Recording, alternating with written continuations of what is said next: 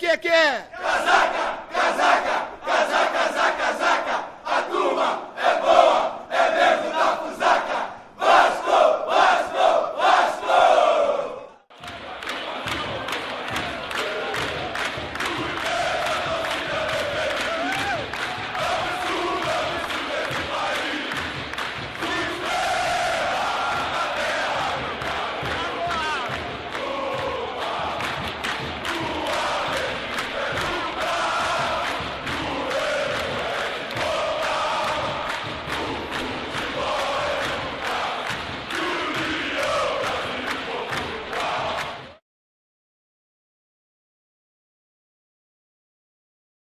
Em 1923, negros eram proibidos de jogar futebol nos grandes times do Rio de Janeiro. Era uma época que Marcos Carneiro de Mendonça, goleiro e galã tricolor, jogava com camisa de seda e a primeira divisão do futebol carioca era uma festa da alta sociedade.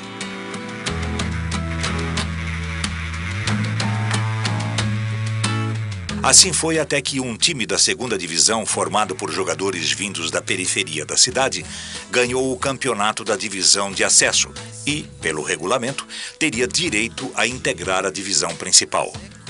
O problema não era a qualidade do futebol daqueles jogadores, mas suas roupas, famílias e educação.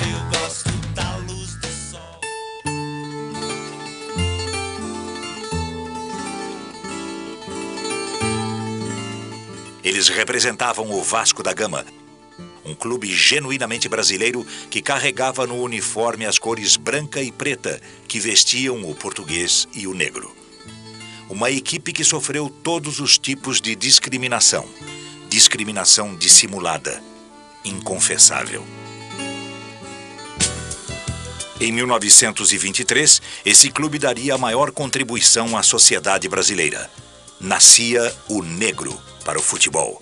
E já nascia com o estigma de vencedor, pelo menos nos campos da bola. Vasco campeão. E tem uma coisa do Vasco, que é bom que se diga, é que eu tenho orgulho da história do Vasco. O Vasco foi o clube que combateu o racismo que imperava no futebol do Rio de Janeiro, comandada por dirigentes do Flamengo, do Fluminense, do Botafogo, do América. E o Vasco foi contra. Combateu esse racismo e, por isso, teve que sair da federação, da Liga, passou um ano fora da Liga por causa disso. Por causa disso, foi perseguido pelos outros dirigentes, porque era um clube suburbano, de português pobre, de dono de botequim. O argumento para excluir o Vasco foi que seus jogadores não eram alfabetizados. Álvaro Nascimento, um jornalista que nós conhecemos já, velhinho, né, do Jornal do Esporte, o Álvaro Nascimento me contava que a campanha do Vasco contra o racismo foi para as ruas e houve comícios. E ele me disse, os vascaínos fizeram o comício da sacada do jornal A Pátria, que reuniram mais gente do que os comícios de Getúlio Vargas. Finalmente, os atletas foram alfabetizados, mas os caminhos seguiam fechados para o clube. Eles alegaram que o estádio do Vasco era pequeno, que não era para um clube para disputar o certame principal do Rio de Janeiro. O Vasco foi lá, fez São Januário, o maior estádio na época da América do Sul, né? E depois o maior estádio do Brasil, depois o maior estádio do Rio de Janeiro, e hoje o maior estádio de clube ainda do Rio de Janeiro. Os vascaínos organizaram uma campanha de angariação de fundos que teve o nome de Campanha dos 10 mil. 10 mil recibos de doação arrecadados de 6 de janeiro até 29 de dezembro de 1926. Aquilo foi feito com assinaturas, com abaixo-assinado, de condutores de bonde, de operários, de funcionários, de caixeiros, todo mundo, comerciantes, todo mundo. Então, a história do Vasco é de bravura. As doações eram em média de 10 contos de réis. Menos de um ano depois do início das obras, o estádio estava de pé. E outra coisa, se todo crioulo, eu digo crioulo porque branco, pobre é preto. O valor é o mesmo. Tu vê, o Pelé é suíço. Preto rico é louro, branco, pobre é preto, por aí afora. Mas se todo operário, se todo crioulo soubesse a força que é o Vasco da Gama a nível de sociedade, seria o Vasco, porque foi o primeiro e único time que fez um estádio à expressa para poder botar preto e operário para jogar. E tem muito crioulo que não sabe disso. Parece que os flamenguistas fizeram uma lavagem cerebral neles. Na parte mais nobre do estádio, ao lado dos até então esnobados brasileiros e portugueses, estava o presidente Washington Luiz. Jaguaré, Brilhante Itália, Tinoco, Fausto Mola, Pascoal 84, Russinho, Marimate Santana, campeão de 29. O primeiro título em São Januário. Eu nasci em 37, mas eu sei essas coisas, né? Aliás, eu me lembro que o Russinho foi ídolo do Vasco, centroavante, né? Então eu me lembro uma tarde que eu escrevia no Dia sobre esporte, né? E foi um dia que não tinha esporte. A coisa pior que tem para o cronista esportivo é escrever sobre esporte no dia que não tem esporte, né? Para já assunto. Então escrever comentar o quê se não tem acontecido nada, né? E foi o dia, aquele dia que o Collor mandou todo mundo usar verde e amarelo, só todo mundo de preto, foi para a rua protestar. Eu estava na rua, por acaso, protestando também. E na volta, quando eu cheguei em casa, 5 horas da tarde, eu falei, meu Deus do céu, tem que mandar a matéria do dia. Estava sem assunto. Aí me telefonou. Eu recebo um telefonema, atendo em casa. Alô? Sérgio, aqui, ó, Sérgio, aqui é uma pessoa que você não conhece, eu estou telefonando para dizer que o Russinho morreu. Eu falei, o Russinho, ele era vivo ainda? Você era. Aí morreu como, então? Aí eu falei, o Russinho, quer dizer, até na hora de morrer, ele foi meu amigo, ele me deu o assunto, né? Me deu o assunto, porque o Russinho, além de ter sido um grande jogador do Vasco, foi da seleção brasileira, ele foi personagem de Noel Rosa. O Vasco pagou lote na batata, em vez de barata, oferece ao Russinho uma mulata. Isso é um negócio do Vasco, ia dar um automóvel, na época chamado de barata e tal. O ataque tinha Pascoal, 84, Russinho, Mário Matos e Santana. 60 gols em 23 jogos. Aí eu acabei escrevendo uma crônica sobre o Russinho, você vê esses vascaínos. Até para morrer, ajudam os vascaínos.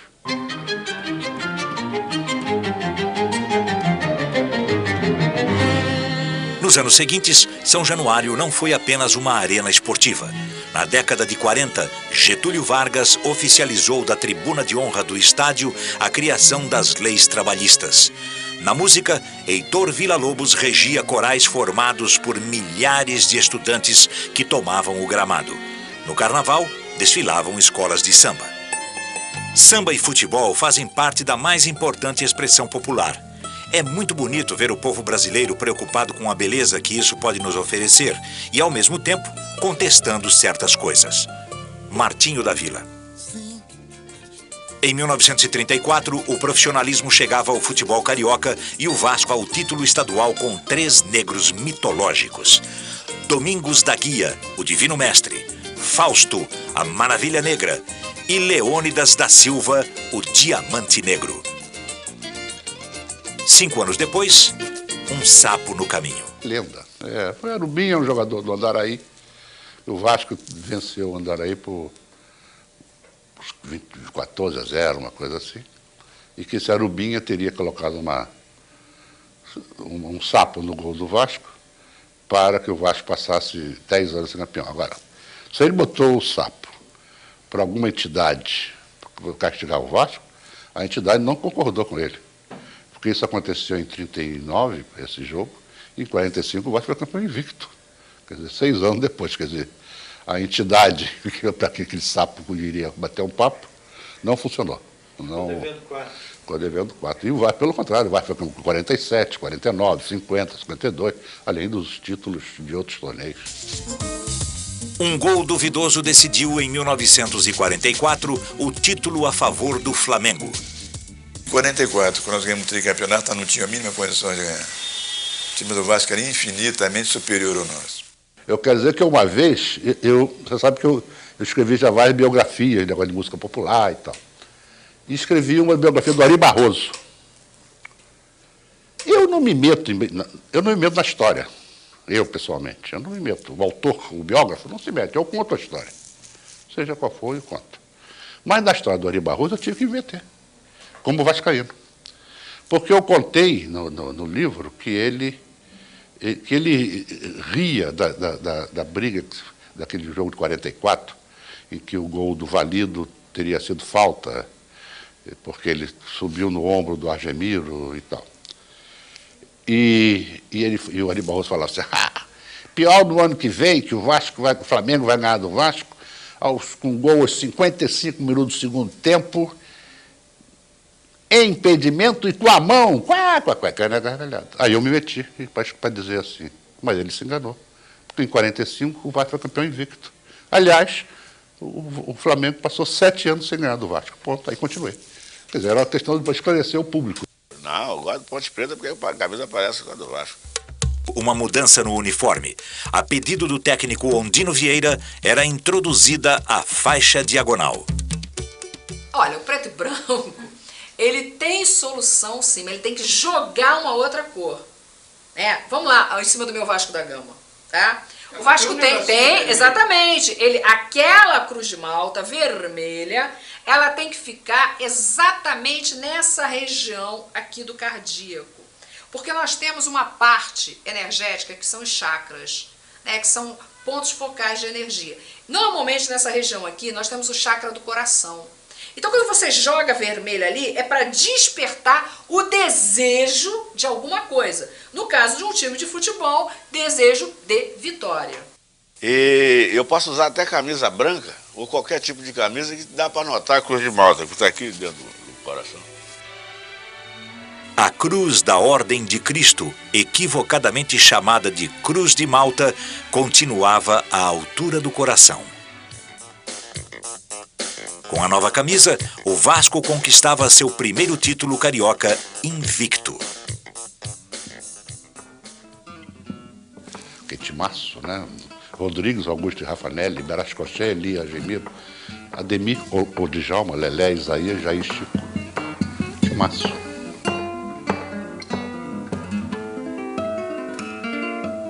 Em 1948, o Vasco já era conhecido como o Expresso da Vitória.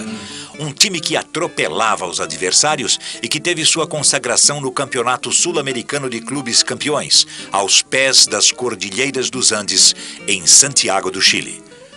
Foram 6 partidas, 12 gols marcados e 3 sofridos.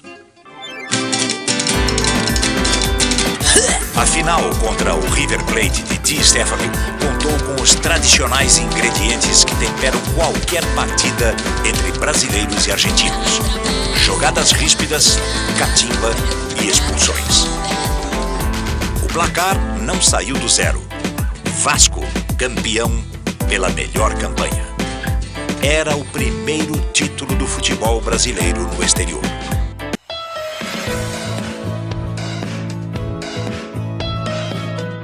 Barbosa defende um pênalti e vira herói do título. Ele foi o primeiro goleiro no mundo a defender a bola com a mão invertida. Essa técnica foi ele o primeiro a usar. Ele tinha uma capacidade, ele não era alto, Barbosa era um pouco, eu tenho 1,74 m, ele devia ter 76, baixo. Mas tinha aquela coisa dele pular, aquela mobilidade que ele tinha no gol, ele pulava no ângulo com uma facilidade incrível. Ele já estava velho e eu conversei com ele num programa, exatamente, no programa do Armando Nogueira, eu conversei sobre isso com ele.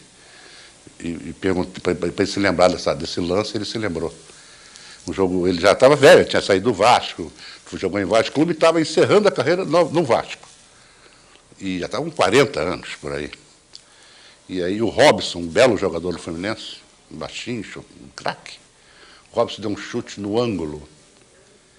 O Barbosa deu um mergulho, né, voou e tirou na ponta dos dedos, lá no ângulo, e caiu.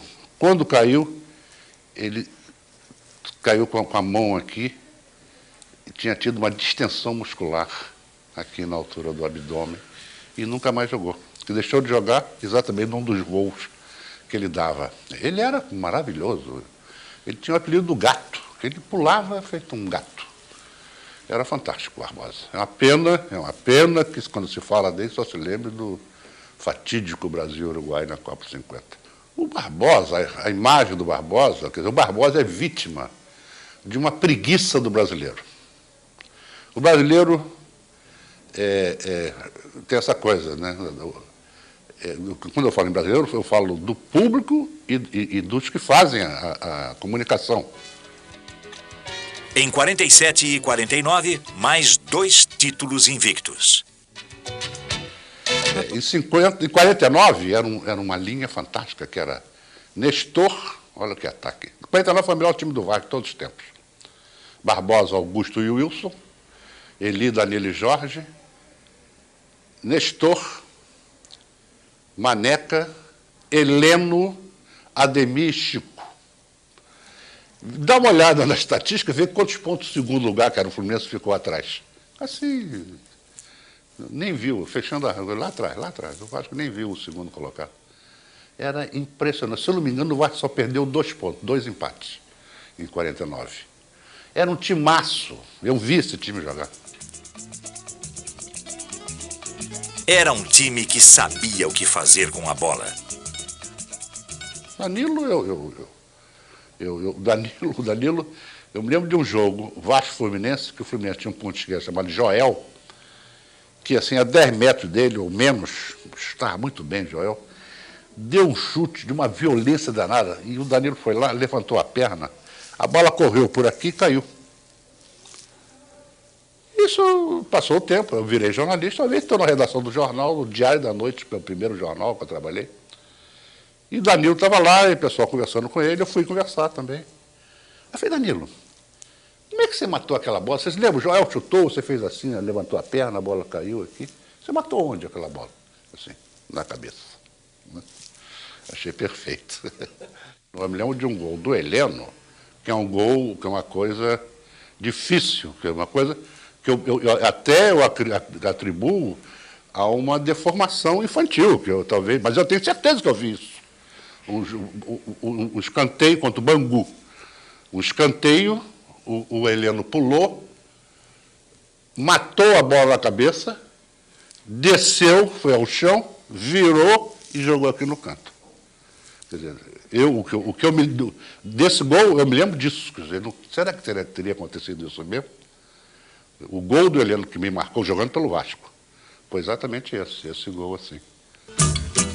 Na campanha de 49, um jogo marcante. Vasco 5, Flamengo 2, em 1949. Um jogo que o Vasco perdia por 2-0 e virou.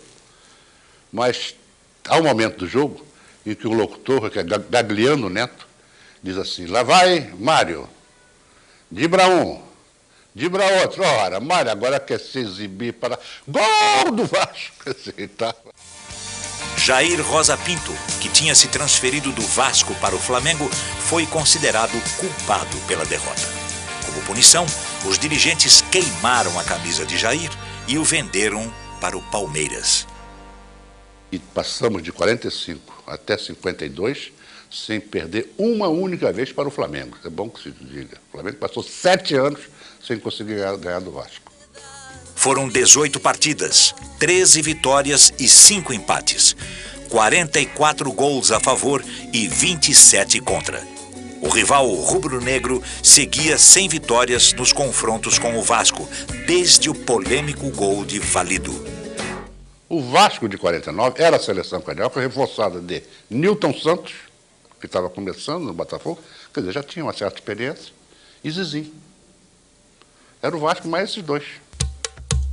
Depois dos 3 títulos invictos no Rio de Janeiro e do Sul-Americano no Chile, o Vasco se transforma na base da seleção brasileira que disputaria a Copa do Mundo de 50. Esse time não fracassou na Copa do Mundo. O time do Vasco não fracassou na Copa do Mundo, não. O time fez uma bela Copa do Mundo. Venceu a Espanha aqui de 6-1. Venceu a Suécia de 7-1. E perdeu um jogo. Um jogo que até jogou muito bem. Não diria que jogou melhor, porque o time do Uruguai era muito bom também. Às vezes, as pessoas... Eu me lembro que uma vez perguntaram ao Obdúlio Varela, como é que você explica aquela vitória do Uruguai sobre o Brasil? Você que o nosso time era melhor.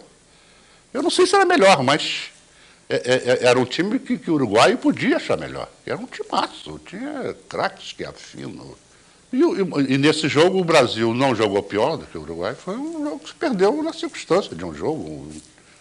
Perdeu a Copa do Mundo num jogo. Como é que vai se fazer? Porque eles não fizeram fé no time do Uruguai, né? Eu gostava demais do Barbosa. O Barbosa, para mim, sempre foi um herói. Quando do fracasso da seleção em 50 e das acusações que foram feitas ao Moacir Barbosa, que teria fracassado naquele gol do Didi e tal, eu nunca aceitei isso. Sempre fiquei emocionalmente grudado no lado dele, na tentativa de fazer a sua defesa, né? E depois eu vinha saber de algumas coisas assim, como ele sofreu por tudo isso, né? É doloroso isso. O futebol às vezes faz isso também, né? O pessoal também machuca. Mas Moacir Barbosa, era um dos meus heróis. E a histórica decepção pela perda do título naquela final contra o Uruguai foi um pouco menos dolorosa para os vascaínos. O primeiro campeão carioca da era Maracanã. Depois teve o time de 56, campeão, também campeão, que teve Almir, Pernambuquinho, Walter Marciano, é um jogador que eu não esqueço também nunca, né? Paulinho de Almeida, lateral direito. Eu era fã do Paulinho de Almeida. E velho, Bellini, né, com a sua capacidade de liderança. Coronel Orlando, Aécio também, esse Aécio, o Alfredo, Bellini, Paulinho. E era um time bom, eu gostava do Vasco, era o Rubens, Dr. Rubens, né? Eu gostava muito dele, que ele era o senhor batedor de falta, né? Em 58, o capitão e zagueiro Bellini cansou de levantar taças. Além da Copa do Mundo na Suécia, pela seleção brasileira, a Taça Rio-São Paulo e o Super Carioca pelo Vasco. Nos anos 60, a pior fase da história vascaína. O Vasco só foi campeão, ganhou um título em 65, uma taça quarto centenário. Só. Em 1970, um título pouco provável. Me lembro, quando o Vasco foi campeão em 70, eu saí do estádio e fui para o Antônios jantar. E chegou o Jairzinho, jogar no Botafogo. E o Jairzinho estava na mesa ao lado e falando mal do Vasco. E até o meu cunhado estava comigo, o Frank, falou assim, ô Jairzinho, vê se perde com mais elegante e tal. Aí eu falei, pô, Frank, assim, ele tem razão. Ele tem razão, o time do Vasco era mais fraco do Botafogo. Em 25 de novembro de 71, um mês antes do Natal, um presente antecipado. E daqueles que, com o tempo, somente com ele, entende-se o valor. Foi a minha estreia na equipe principal contra o Internacional de Porto Alegre. E nesse jogo eu marquei meu primeiro gol.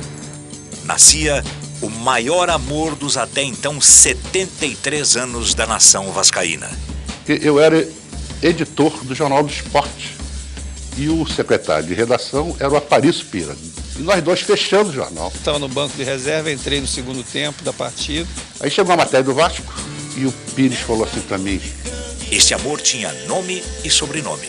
Vamos dar um apelido para esse garoto que está fazendo gol, a benção e tal. Nascido como Carlos Roberto de Oliveira, E recebi uma bola na intermediária do Vasco. Eu caminhei com a bola, fui chegando próximo da área, a defesa abriu e eu dei um chute forte, né, de fora da área, um chute foi com uma certa violência. Aí ele falou, o Aparício disse, garoto dinamite. Aí tacou lá, garoto dinamite. E em razão de eu estar novo e com um chute forte, ali o jornal estampou o garoto dinamite explode no Maracanã. ele foi abençoado, coroado e eternizado como Roberto Dinamite. Ainda demorou, prefere para o Santos, executa para Roberto Dinamite, matou no peito, atenção, gol! Sensacional de Roberto Dinamite! que bonito é o início da constelação de estrelas amarelas na bandeira do Vascão. Mas que bonito. Em 1974, Roberto conquistou seu primeiro título como profissional. Longe de ser o favorito, o Vasco, que também tinha Alcir Portela e Zanata, derrotou o Santos de Pelé, o Cruzeiro de Nelinho e o Inter de Falcão no quadrangular semifinal. A final foi contra o Cruzeiro no Maracanã. Vasco 2-1. Roberto não marcou o gol no jogo, mas foi artilheiro da competição com 16 gols. No início da década de 70, Roberto jogou ao lado de Tostão, Jorginho Carvoeiro, autor do gol do título de 74, e Dé, dublê de malandro e artilheiro. Eu fui o recordista mundial de pênaltis aqui no Rio de Janeiro, porque com toda certeza, todo jogo do Vasco, eu arrumava sempre 2 pênaltis. Mas não, porque eu era malandro. Eu chegava dentro da área, o juiz sempre roubava para os times grandes. Quando a coisa estava feia, caía na área, ele marcava pênalti mesmo. Mas mesmo assim eu ainda treinava. Eu era tão esperto, que eu treinava a cair. Eu mesmo me chutava. Entrava assim pelo bico da área dentro, beirada de campo, porque eu jogava pelas beiradas. Jogava a bola na frente, chutava meu calcanhar e caía dentro da área, o cara dava pênalti. O Roberto deitou e rolou. Pergunta a ele. E eu não tenho vergonha não, rapaz. Ué, eu não joguei areia na cara do goleiro no Maracanã? 44 minutos do segundo tempo, enchi minha mão de areia. Quando a bola veio na direção do goleiro, do Andrade, eu joguei na cara dele. Ué, foi gol.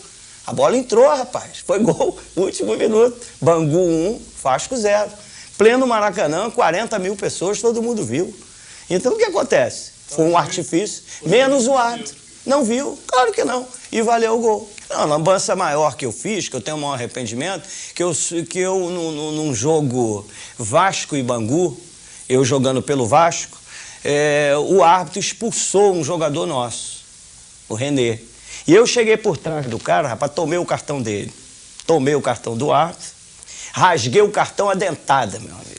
Rasguei aquela bodega daquele cartão todo. Eu sei que eu fui expulso de campo sem cartão.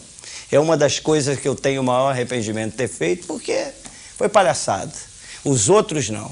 Fazer o gol de areia, fazer o gol de gelo, fazer gol de bicicleta. Teve no Maracanã também. Isso já é uma, né?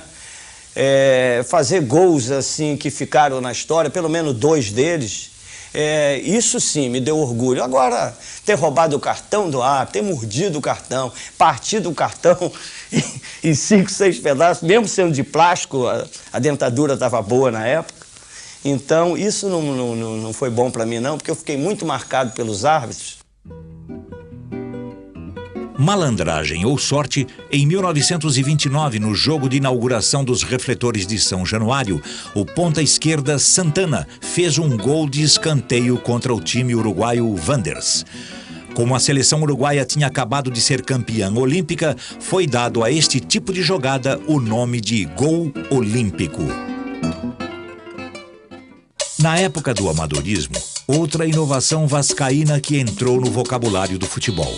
Nesta época, os dirigentes premiavam seus jogadores por vitórias com animais, como porcos e galinhas. Por isso diziam que o Vasco pagava literalmente o bicho para seus jogadores. Muito diferente dos dias atuais, quando o bicho significa uma boa compensação financeira. O grande artilheiro Roberto pode decidir o título de campeão carioca para a equipe do Vasco. Se fizer, o Vasco é campeão.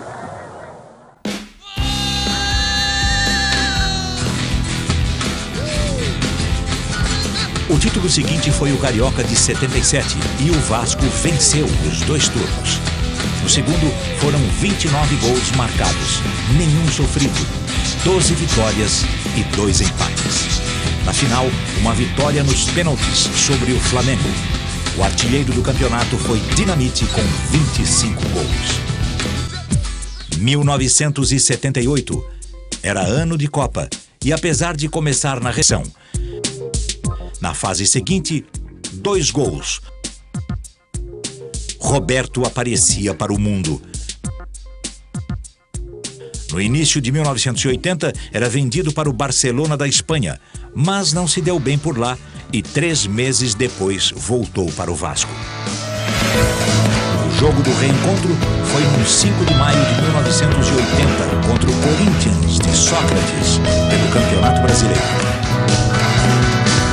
5 momentos em 90 minutos. Os 90 minutos mais felizes de Roberto no Vasco. Eu tive arquibancada com uma turma de amigos dos meus filhos. Eu estava ao lado do Zé Renato, que é botafoguense. E o Zé Renato falou assim: Seu Cabral, ele já fez 4, é impossível, ele já fez 4. Não lembro quem falava. Aí eu que ele fez, já fez 5.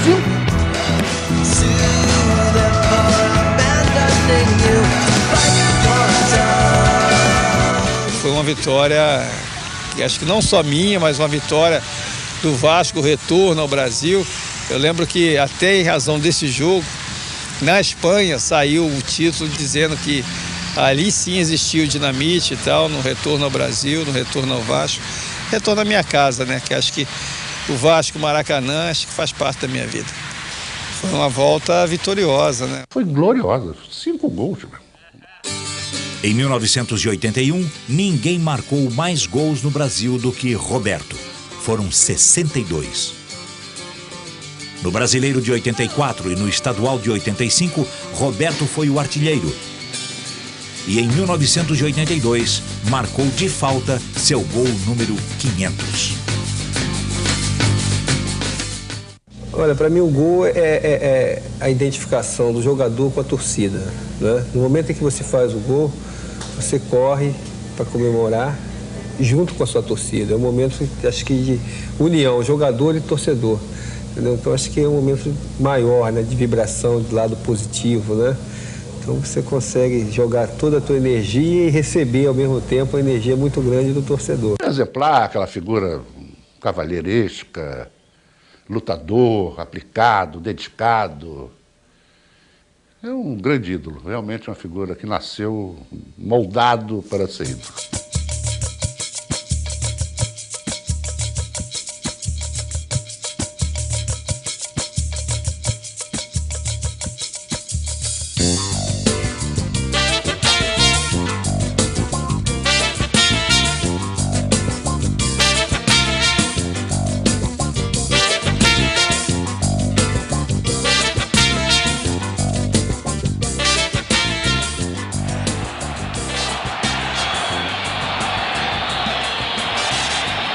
O nome de Roberto agora é gritado intensamente pela torcida do Vasco. Detalhe, o Roberto deve dar 4 passos para trás para bater a falta, como ele sempre faz. Roberto é artilheiro do Campeonato Carioca com 28 gols. Aí a chance para aumentar a artilharia. Quem sabe chegar aos 29 gols e levar ao Vasco, quem sabe, a sonhar um pouco mais com a conquista do título de 1981. E o vice-artilheiro é o Zico com 25. 3, 4. Correndo o Roberto, batendo na trave, gol! Gol!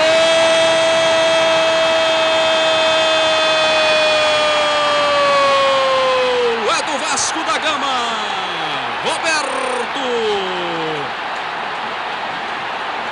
Ô Lopes, ele treinou ontem e fez o gol de falta. É, perfeito. O Roberto bate bem as faltas, já tinha batido a anterior bem, quando chocou-se com a trave esquerda do Raul. Que o Zico e o Roberto Dinamite é que foram os, não diria os criadores, mas foram, talvez no futebol brasileiro, os primeiros a se especializarem nesse tipo de cobrança de faltas, né? Então, todo mundo começou a se mirar, todos os jogadores começaram a se mirar nesse espelho, principalmente jogadores mais técnicos, né? Que tem mais jeito de bater na bola, porque tem cara que bate de tornozelo, aí não adianta, né? Em 82, o título carioca contra o Flamengo de Zico. O técnico Antônio Lopes mudou o meio time para o jogo final, que foi decidido num escanteio.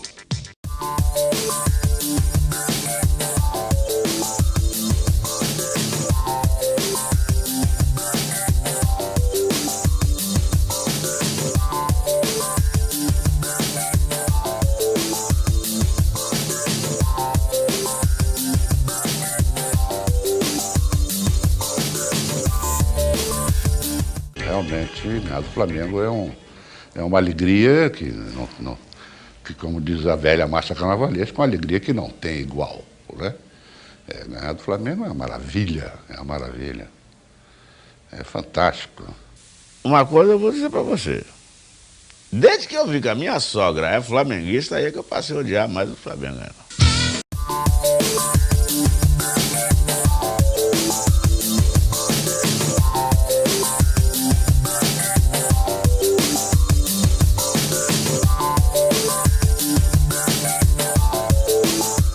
Em 87, campeão, em cima do Flamengo.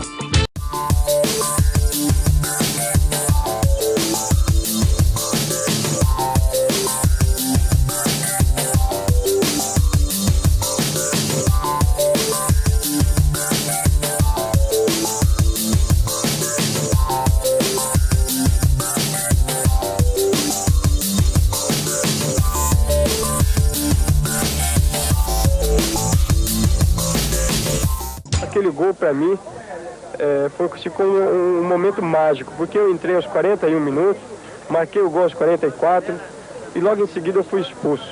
Eu vejo assim como foi uma dádiva de Deus aquele gol, que me deu a oportunidade de entrar naquele momento do jogo decisivo, um jogo nervoso, eu sequer aquecimento fiz, e ter pegado a bola numa tal perfeição como eu consegui. Em 88, Cocada fez história.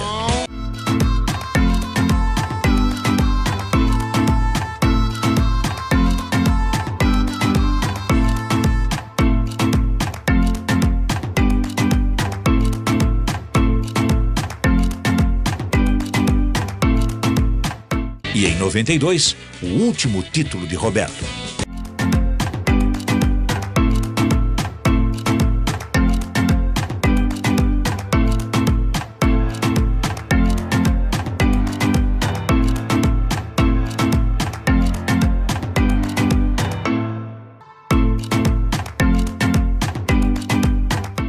Depois de 698 gols e 1.110 jogos, a despedida de Roberto foi em um jogo que pôs lado a lado no ataque vascaíno Zico e Dinamite.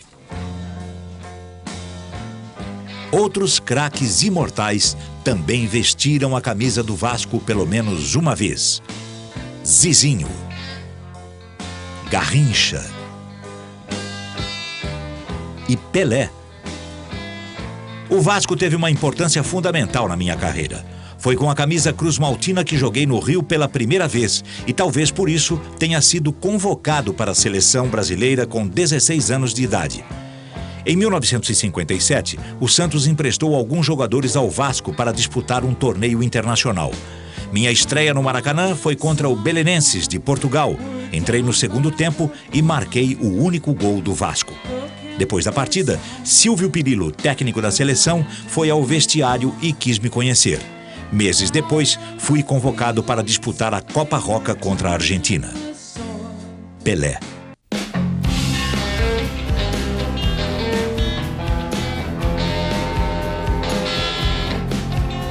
Mesmo com o trauma da morte do habilidoso Denner, o Vasco conquistava em 94, com 2 gols de Jardel, seu primeiro tricampeonato estadual.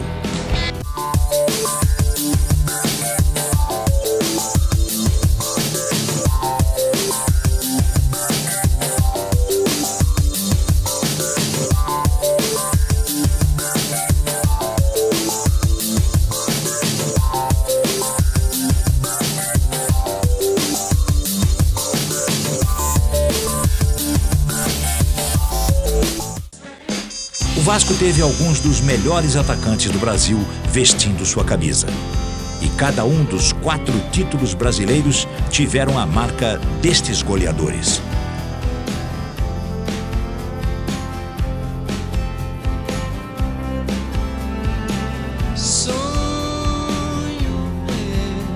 Em 74, foi o garoto Dinamite.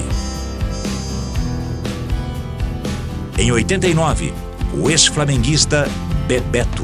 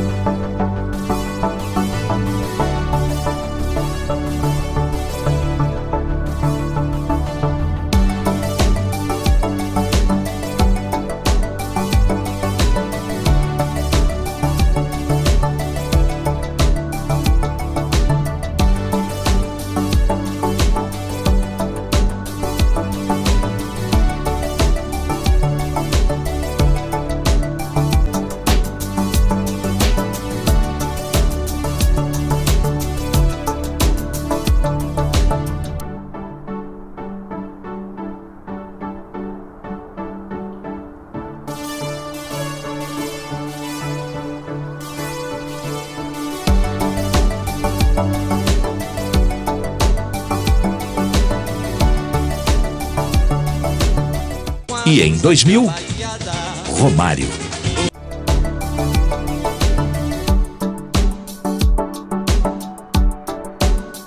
Onde tem alguma coisa para ganhar em relação a tetra, pode me chamar que eu tô aí.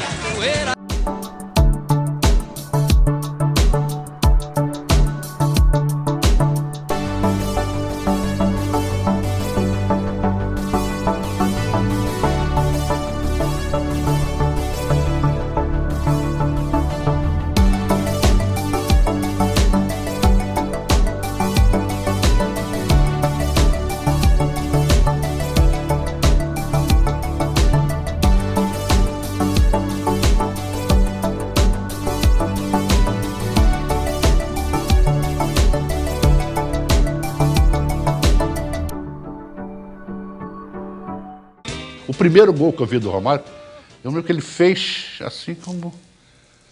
Sabe, ele chutou para dentro do gol, assim como se estivesse fazendo uma besteira, estivesse brincando. Eu me lembro disso.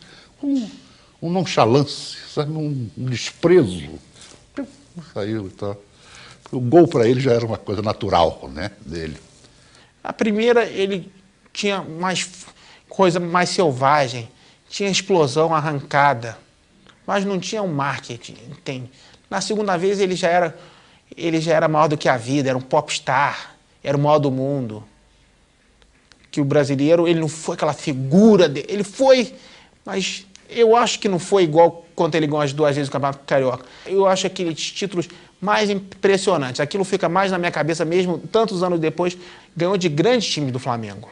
Leandro, Aldair, Jorginho, Leonardo. Poxa, olha de quem ele ganhou. Mas na época, ele nunca foi o grande ídolo do Vasco.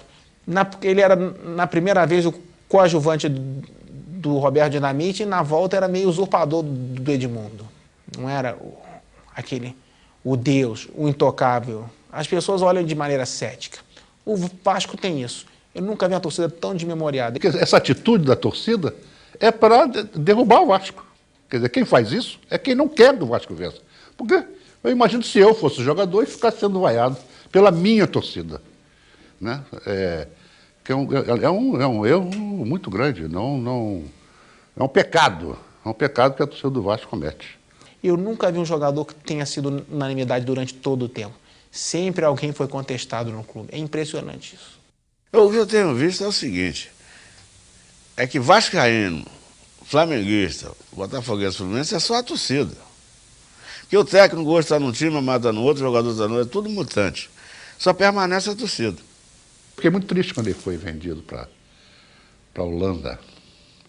E adorei quando ele voltou. E eu fiquei muito dividido com o Romário, porque o Romário foi para o Flamengo, porque eu gosto dele e gostava dele, ainda ele jogando no Flamengo, né? Mas eu não queria que ele jogasse bem no Flamengo, né? Era uma coisa meio difícil. Eu lembro que a minha mãe, que é Dona Célia Tiroteio, o apelido da minha mãe, que ela é macumbeira lá na Baixada de Fluminense, a velha é brava, ela pode estar sem calcinha, mas está com um revólver no sutiã, Dona Célia Tiroteio. Ela se aborreceu com o Vasco da Gama, disse que não torce mais para os times nenhum.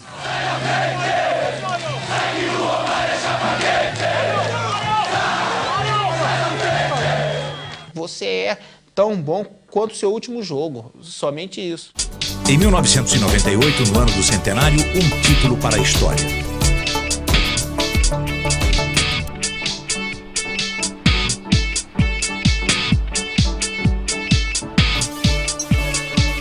A Libertadores.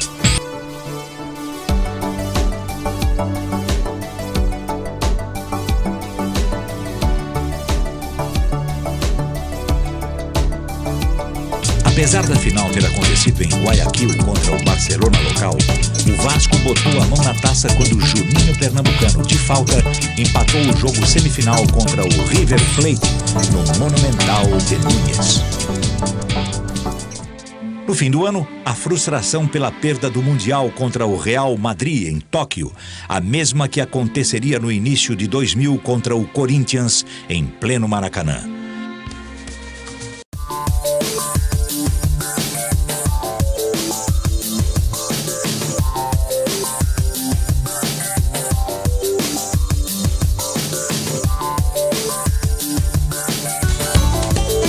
compensação viria com a Copa Mercosul e com o Campeonato Brasileiro em 2000.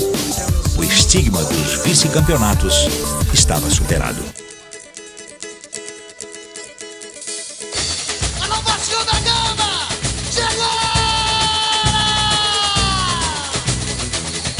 Vamos tremular nossa bandeira, minha gente brasileira, e ver o Vasco jogar.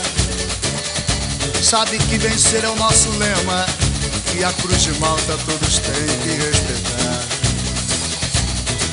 Vasco da Gama é a glória no esporte desse meu país. Quando o meu time entra em campo, bem mais forte é o meu canto e eu sou mais feliz, bem feliz. Quando o meu time entra em campo, bem mais forte é o meu canto e eu sou mais feliz. Diz assim, vai! Para os vascaínos, vencer é deixar lembranças pelos mares de grama. Perder é acrescentar novas cicatrizes às velas pandas, mais cracas no casco venturoso. Aldir Blanc. Casaca!